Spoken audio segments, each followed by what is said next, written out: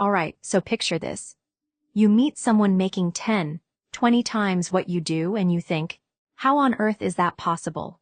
The big idea in this talk is that your yearly income can become your monthly income, and the shift starts in your head before it shows up in your bank account. The first wake-up call comes from a simple theme you might have heard from Rich Dad Poor Dad. Wealth grows from owning income-producing assets. Broke folks rely on themselves as the only asset. Rich folks stack assets that pay them. And here's the twist that sounds wild until you see it play out. Making a lot of money in a short burst can be easier than grinding out a little money over a long stretch. Not because of luck, but because of leverage. Let's make that real. Imagine a race. One person runs a mile, another rides a bike 2 miles. The cyclist goes farther, faster, with less effort. Give both bikes, then swap one for a car. The car wins. Swap both for cars, then put one in a plane. The plane wins. Upgrade to a jet? It's no contest. The point isn't the machine. It's the leverage. You can always make up for what you lack in raw ability with smarter leverage. In money terms, people earning way more than you usually aren't working harder. They're using better vehicles. And yeah, that might feel unfair. Until you realize you can choose a better vehicle too.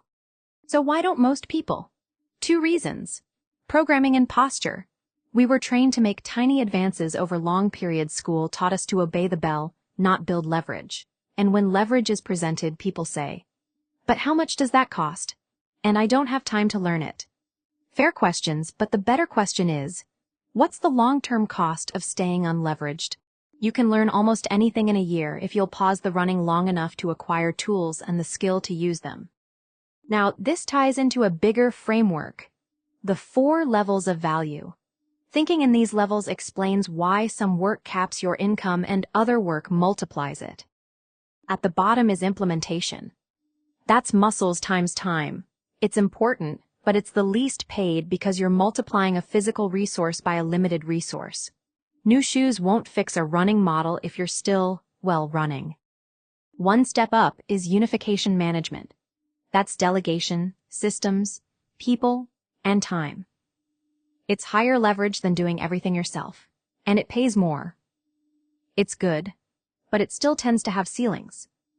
And when we talk income, it helps to love floors. Not ceilings set a minimum you won't go below, but avoid an upper limit in your mind.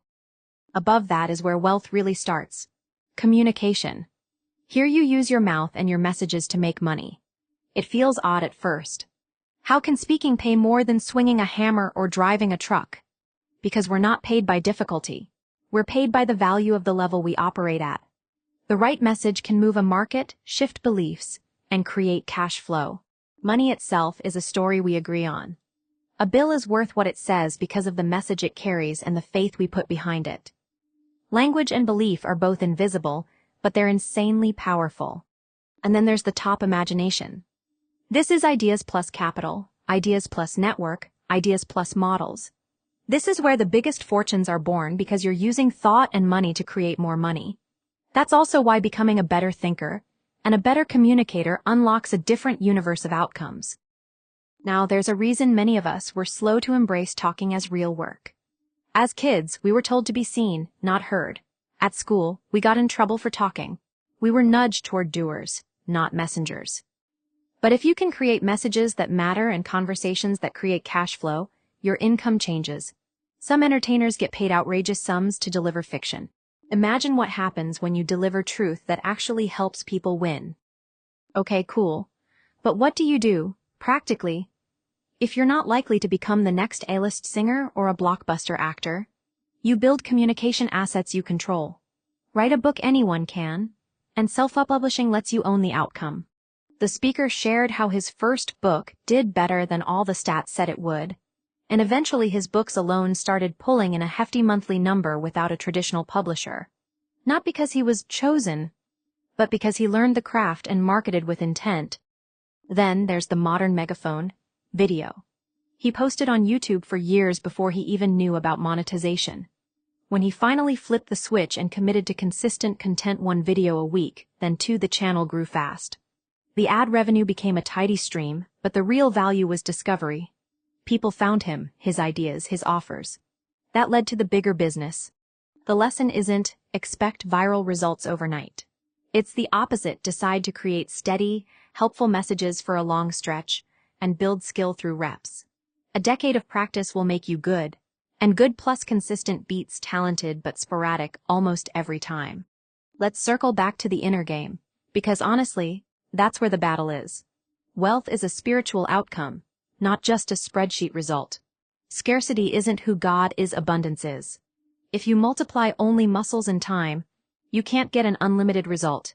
If you move up into management, better. If you learn to communicate, better still. If you learn to imagine, design, and finance new value, that's the real breakthrough. And there's a mindset switch that changes everything. Make decisions, not mere choices. A choice is picking something. A decision cuts off other options. When you decide, this is who I'm becoming. This is the level I operate at. You stop arguing for limits. The ceiling you keep bumping? It's mostly in your head.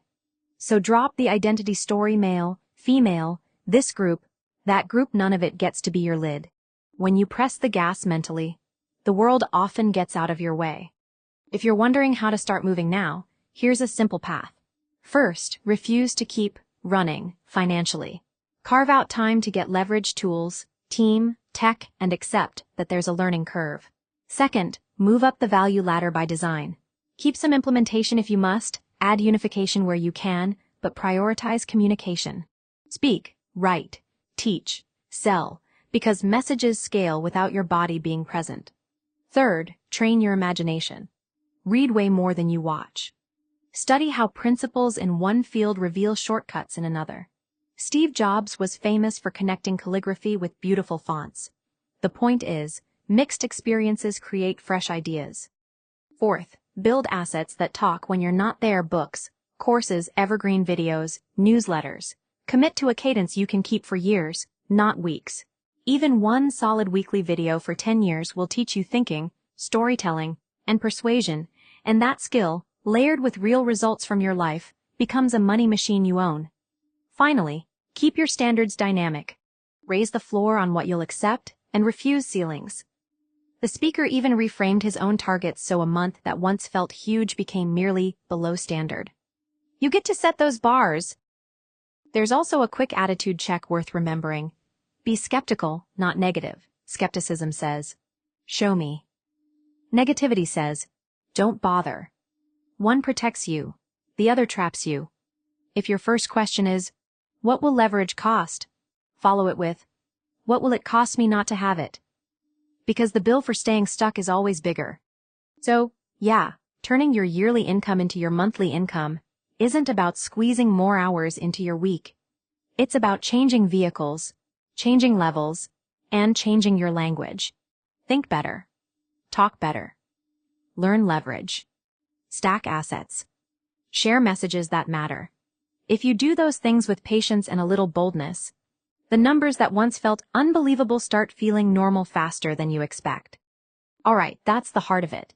Pick your vehicle wisely, build messages that move people, and give yourself permission to raise the floor and tear off the ceiling.